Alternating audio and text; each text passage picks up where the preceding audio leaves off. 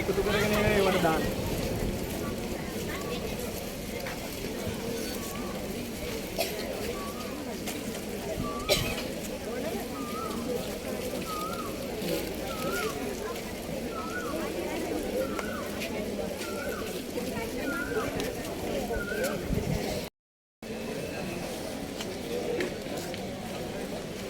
වතුර දිනනවා නම් වතුර දිනනවා.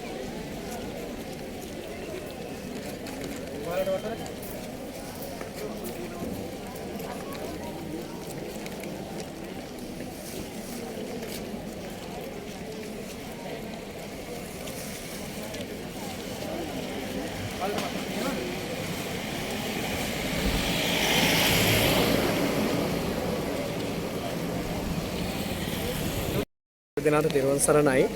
සිරි දළදා වන්දනා වැඩසටහනට අපි ගලේවල ස්වාමින් වහන්සේලා හැටියට ඇවිල්ලා ඉන්න සිරු දෙනාට අපි මේ ආහාර ලබා දෙනවා.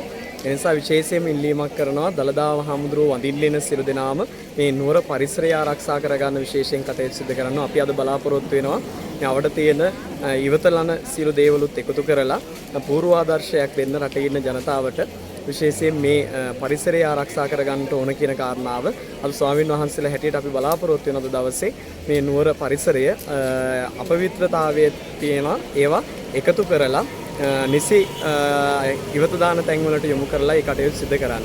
ඒ නිසා මේ අවස්ථාවේ විශේෂයෙන් පුණ්‍යානුමෝදනා කරන රටේ ජනාධිපතිතුමා ඇතුළු මල්ලතු මහවිහාරයේ මහානායක හාමුදුරුවන්ට ඒ වගේම අස්ගිරි මහවිහාරයේ මහානායක හාමුදුරුවන්ට මේ රටේ ඉන්න මිනිස්සුන්ට දළදා හාමුදුරුවෝ වන්දනා කරන්න අවස්ථාව සලස්වා දීම පිළිබඳව විශේෂයෙන් බලාපොරොත්තු අපේ රටේ විශේෂයෙන් මේ මුහුණු පොත සහ සමාජ මාධ්‍ය එකතු කරගෙන විශේෂයෙන් බොහෝ පිරිසක් අපිට උදව් කරා.